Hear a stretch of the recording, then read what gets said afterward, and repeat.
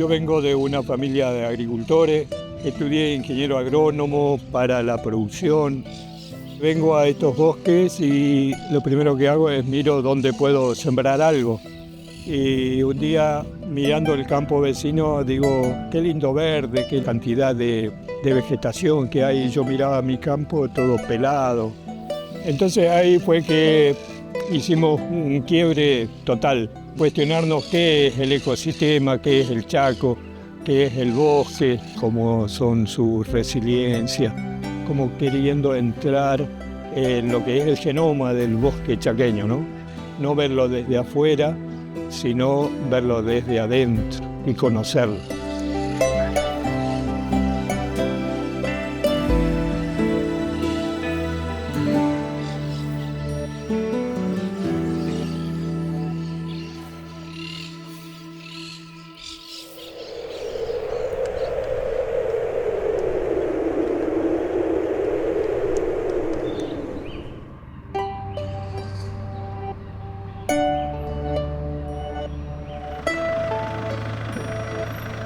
Bueno, Abel, contame dónde estamos. Estamos en la zona donde existió la Forestal Argentina, la gran extractora y explotación del quebracho colorado para llevarse el tanino, que era un insumo de guerra. El quebracho colorado es la especie emblemática de lo que es el Chaco sudamericano. Entonces nosotros llamamos primer generación a la de la forestal, donde el obrero no tenía que pensar qué hacer, sino simplemente ejecutar. Y otro dato también es que la forestal era extranjera, no estaba en el sitio, si bien había personal, capataces. Y después aparece la segunda generación, la de las calderas industriales, donde el camionero viene y le indica al hachero qué es lo que tenía que hacer. Tampoco tiene que pensar el hachero qué hacer. Hoy estamos convocando a una tercera generación, de los que piensan, de los que dicen, bueno, ¿qué podemos hacer con esto? Pero a partir del ecosistema nativo.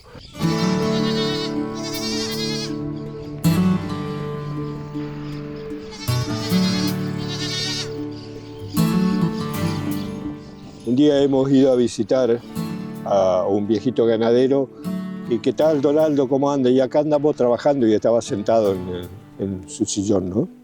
Después le preguntamos cómo él trabajaba sentado. No, dice, no se equivoque. Yo soy ganadero cuando yo largo las vacas que están comiendo bien, tienen agua y estamos trabajando. Yo me siento parte del rodeo y estamos trabajando. Y la conclusión que sacamos es que el ecosistema es el que trabaja. Durante décadas, el modelo ganadero tradicional degradó los suelos, compactó la tierra y empobreció los campos.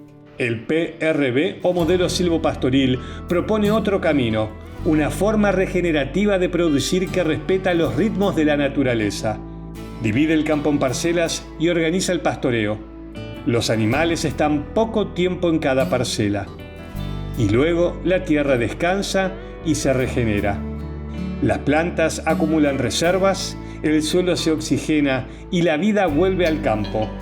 Todo se sincroniza, el clima, el suelo, las pasturas y los animales.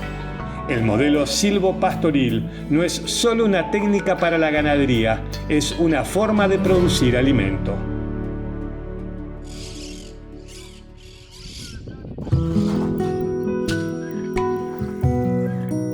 Siempre estuve muy relacionado con el campo, todos mis estudios de la secundaria, después estudié en la universidad, en ingeniero agrónomo, todo siempre relacionado con el campo, así que pero la idea también fue que me gustaba poder experimentar, de estar más presente, diríamos, y llevar adelante las actividades, para ir haciendo experiencia, para estar en contacto, diríamos, con la naturaleza, diríamos, en este caso con los animales. Nuestra centralidad está en el bosque, en el ecosistema nativo. Nosotros queremos primero estudiar qué es el ecosistema nativo, cómo son sus dinámicas, su resiliencia, qué es el bosque nativo, y a partir de ahí la producción. Vamos, vamos, vamos, vamos. Vamos, vamos, vamos, vamos. En el sistema tradicional, la vaca come lo que le gusta, el resto deja venir, hasta que llega un momento en que lo que no come empieza a invadir y lo que come se reduce cada vez más porque está continuamente comiéndolo. A través de varios estudios que hay y de la comprensión del ecosistema, hemos intervenido el bosque. La ley nos permite intervenir un 70%, hacer como abrir espacios para las forrajeras de las vacas, ¿verdad? Porque el 30% restante no lo tocamos, es bosque fuerte, es un refugio de la biodiversidad. En ese 70% de superficie nosotros podemos llegar a tener una unidad ganadera por hectárea, cuando que en la cuña boscosa en general se necesitan de 3 a 5 hectáreas por cada unidad ganadera en el sistema tradicional. Y una de las tareas principales que hago día a día acá en el campo es el movimiento de los animales. Y es hacer una observación de si hay alguna vaca que está por parir, si hay alguna vaca que está por ahí, tiene alguna herida, que por ahí se produce por las plantas, los cardos, bueno, ir revisando.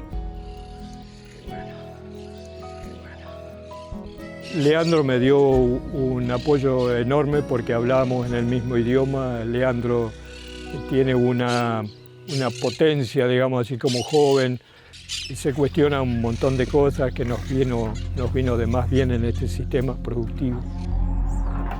Cuando hay seca y no hay agua en los charcos, tenemos 2 aguadas centralizadas en el campo, donde yo por la mañana vengo y las llevo al área social, le llamamos, donde tiene agua, sombra, sales minerales. Entre las 13 y las 14 horas vengo, las busco y las llevo al nuevo potrero.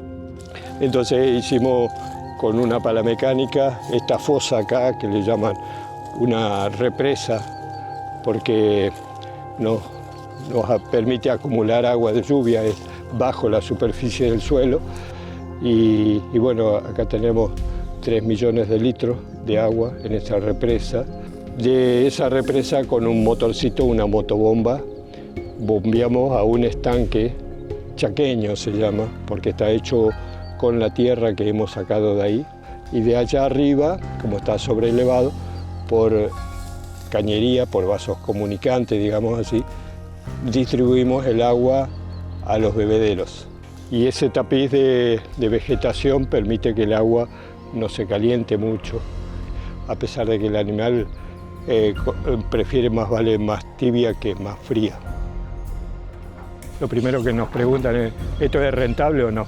Nosotros lo que queremos es recuperar el ecosistema, que es recuperar el suelo, las plantas, las forrajeras y todo eso. La producción es una consecuencia de la sanidad del ecosistema.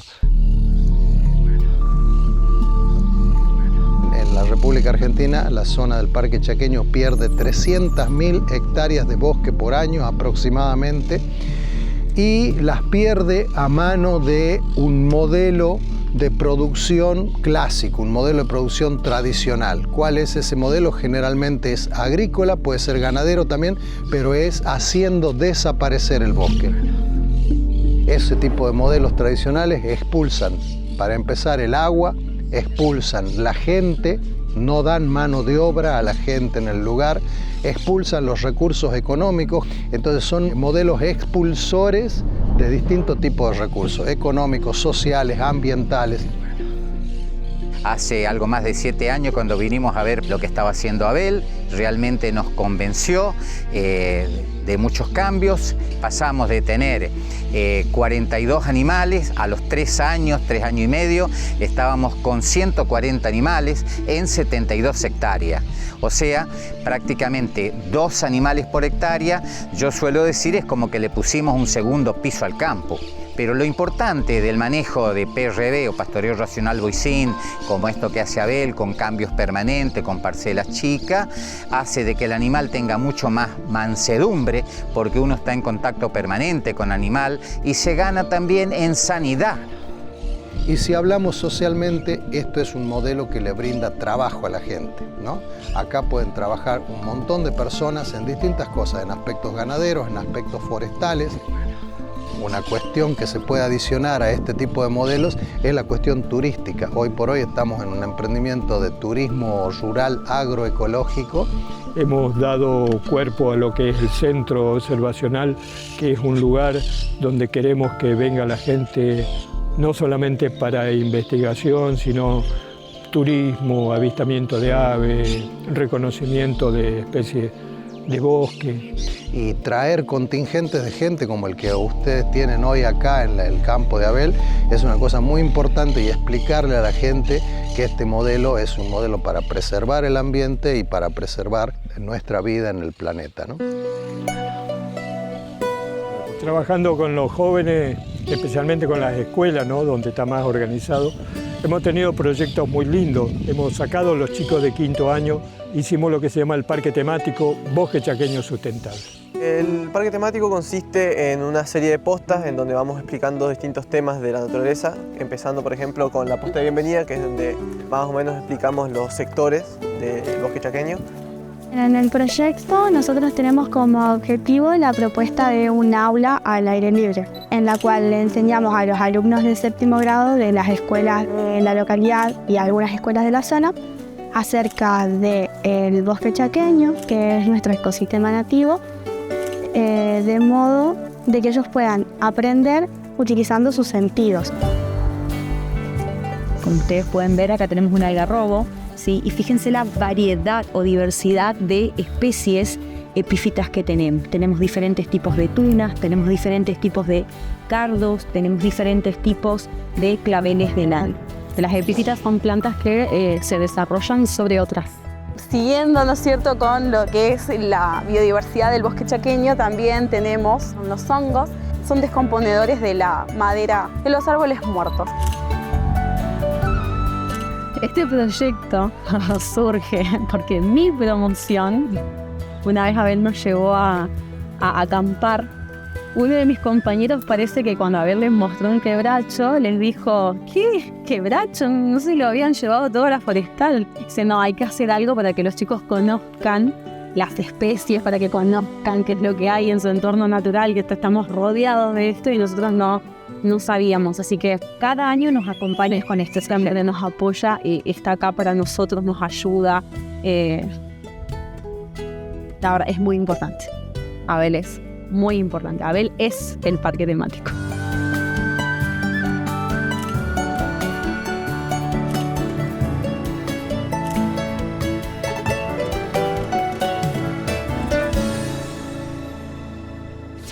Mientras Abel transmite su amor por el monte en pleno campo santafesino, a cientos de kilómetros otro hombre abre las puertas de su casa para enseñar lo mismo, pero en el corazón de la ciudad. Buenas. Hola, ¿qué tal? ¿Qué tal, Ricardo? Gracias por venir. No, por favor. Ricardo Barbetti convirtió el jardín de su casa de Vicente López en un refugio de biodiversidad, un aula viva por la que desfilan vecinos, niños y curiosos que descubren el poder silencioso de las plantas nativas. Siempre me llamaron la atención los animales y después las plantas. La única esperanza para la humanidad, la civilización y el mundo es reconciliarse con la naturaleza. Y hay gente que no quiere entender, porque lo único que ve es hacer sus propios negocios. Yo no digo que esté mal, mi papá se hizo multimillonario vendiendo tuercas, compró esta casa, me dio de comer a mí durante años, pude ir a la universidad, la carrera de Ciencias Biológicas, y estuve con el Museo de Ciencias Naturales en Parque Centenario, al principio cuidando los acuarios, para que la gente se dé cuenta que abajo del agua hay otro mundo, que hay paisajes, que hay animales, que hay plantas. Es impresionante todo lo que hay. En el Río de la Plata hay más de 300 especies de peces. Este es el paisaje típico de las costas del Río de la Plata, Uruguay y Paraná. Una de las formas de vegetación más comunes es el arbustal ribereño, que está compuesto por varias especies. Escribí muchos artículos, algunos los publicaron en diarios, en revistas, y entonces me dediqué más a dar cursos, visitas guiadas, clases. Y los árboles están tirando hojas desde hace millones de años, de antes que se inventaran las ciudades. Pero hay gente que le da rabia, porque le ensucia la vereda, dicen. Y entonces yo trato de enseñar de la manera más entretenida, amable, agradable, divertida posible. A veces me sale mejor, a veces peor, pero el propósito es ese, ayudar a entender. Ricardo Barbetti fue también uno de los impulsores clave para la creación de la Reserva Ecológica de Vicente López y el Parque Natural Municipal Ribera Norte de San Isidro. Pulmones verdes a los que nadie prestaba atención, pero que hoy protegen la biodiversidad ribereña en plena zona urbana. En 1978 pedí hablar con el intendente, me recibió, me escuchó. Después fui a hablar con la gente de lo que llamaban el cinturón ecológico. Ahí un arquitecto, Bellucci, me recibió, recorrimos la costa y me dijo que toda la costa no se puede hacer un parque, que elija los dos mejores lugares. Y uno era cerca de la calle Paraná y otro cerca de la estación Acasuso. Después hablé con la Fundación Vida Silvestre, que redactaron un plan para la reserva, que estuvo, como dicen, en un cajón durante un tiempo, hasta que del Colegio San Andrés, Miguel Tausig, trajo a los chicos a la vereda adelante de la municipalidad con carteles que decían queremos que se haga la reserva, y al día siguiente se firmó. Yo creo que se puede decir que las reservas naturales son las obras más importantes que puede hacer una persona, porque son la única garantía de que el planeta Tierra va a seguir funcionando y siendo adecuado para la vida humana y para todo ser vivo. Y acá quedó como alfombrado por las hojas caídas de los árboles, me gusta eso. Una de las cosas que más resultado dio fue enseñar a apreciar las plantas nativas. Desde hace millones de años que nacen sin que nadie haga nada. No hace falta regarlos, ni nada, ni podarlos. Entonces eso es una gran ventaja, que funciona bien. Ahora muchas municipalidades están plantando árboles nativos.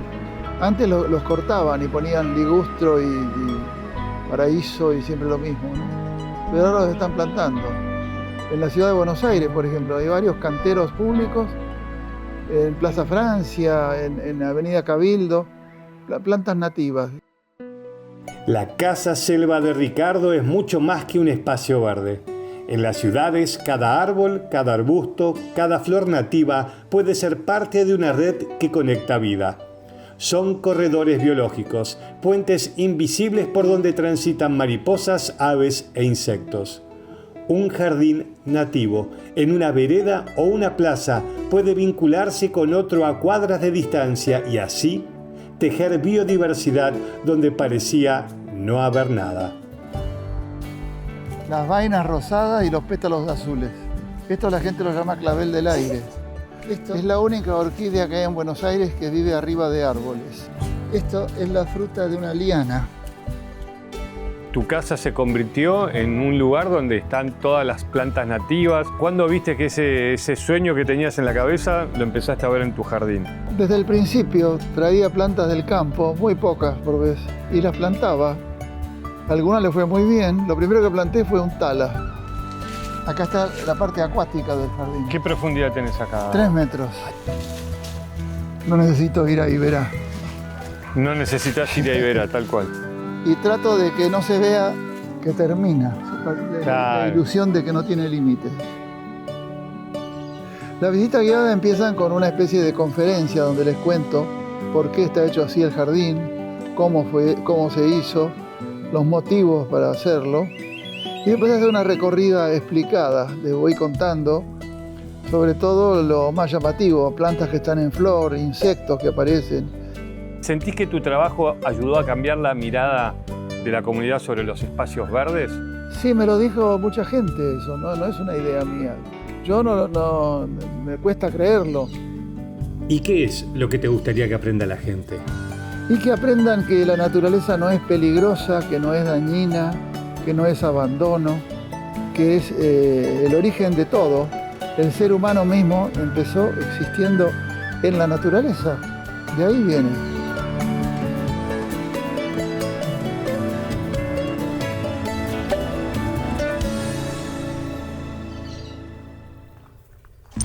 ¿Cuál va a ser el petróleo del siglo XXI? El agua. Las juventudes están listas para cambiar la escena política. Comenzamos la capacitación en termotanques solares acá en la Villa 20. El acuífero guaraní es la tercera reserva de agua dulce más grande del planeta. Educación, trabajo, vivienda, ambiente, tecnología, salud. Ahora es más normal que nunca decir que el cambio climático no existe. Mientras el planeta se prende fuego.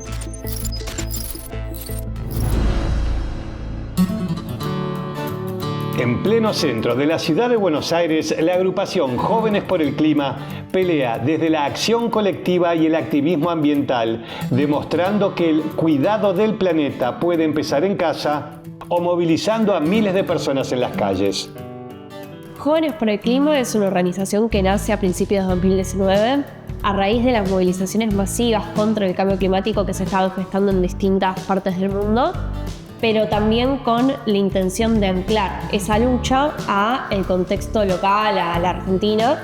Jóvenes por el Clima surgió como una organización que mezcló tanto el mundo más tradicional del ambientalismo, pero al mismo tiempo mezcló mucho de las tradiciones de los movimientos sociales, de la militancia política estudiantil, fusionó y en una suerte de hibridaje construyó un tipo de involucramiento colectivo, de militancia, de activismo, llámalo como quieras, que fue muy interpelador para los jóvenes. Gracias, diputados, diputadas. Mi nombre es Mercedes Pombo y pertenezco a Jóvenes por el Clima de Argentina, una organización que surge al calor de la crisis climática, que lejos de ser un problema futuro, ya nos está impactando significativamente en nuestro presente. Creo que dentro de lo que son los problemas de Argentina, hay uno que es central, que es que el cambio climático nos trae la necesidad de planificar a largo plazo, a muy largo plazo, y pensar qué estrategia vamos a tener, por ejemplo, en materia de transición energética, de descarbonización de nuestra matriz, cómo vamos a invertir y a transicionar productivamente en fuentes que emitan menos. Todo eso requiere mucha planificación y una visión de futuro y políticas de Estado que en Argentina en el último tiempo nos está costando sostener. Hoy el mundo se está reconfigurando comercialmente a partir de criterios ambientales. Pasa con los mecanismos de ajustes en frontera que publica la Unión Europea para la importación de productos cuya trazabilidad de carbono es muy alta. Pasa con la agresividad que tiene China en el mercado de la electromovilidad, avanzando fuertemente con la fabricación a mansalva de autos eléctricos. Pasa con las inversiones de los países centrales en recursos estratégicos para la transición energética, como minerales como el litio, como el cobre, y el control de esas zonas precisamente para dominar esos mercados. Argentina, teniendo todas esas potencialidades, sería un crimen social que se niegue a aprovecharlas. Mientras no le exijamos a nuestras dirigencias políticas públicas, nunca vamos a poder llevar a cabo una transformación real. Discutir lo ambiental en Argentina no es solamente discutir el ambiente, es discutir la economía, es discutir la producción, es discutir el entramado social, por ejemplo, en el caso, no sé, de cartoneros, que es un actor fundamental en términos ambientales que muchas veces se le excluye dentro de los sectores que conforman al ambientalismo. Es el momento para discutir cambio climático. Hay industrias que hoy son muy incipientes, en las que Argentina tiene un potencial enorme en términos de renovables. Tenemos los mejores vientos en la Patagonia, el mejor sol en el norte, tenemos muchas capacidades, un desarrollo científico-tecnológico que nos da un diferencial también muy importante con respecto a otros países de la región.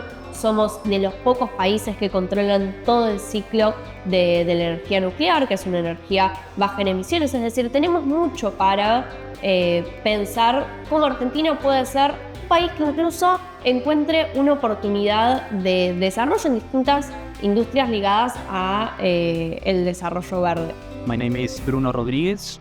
I'm 19 years old and I am from Argentina. I'd like to thank the Secretary General for generating this historic event in order to include the voices of our generation in the process of building paths towards a habitable planet.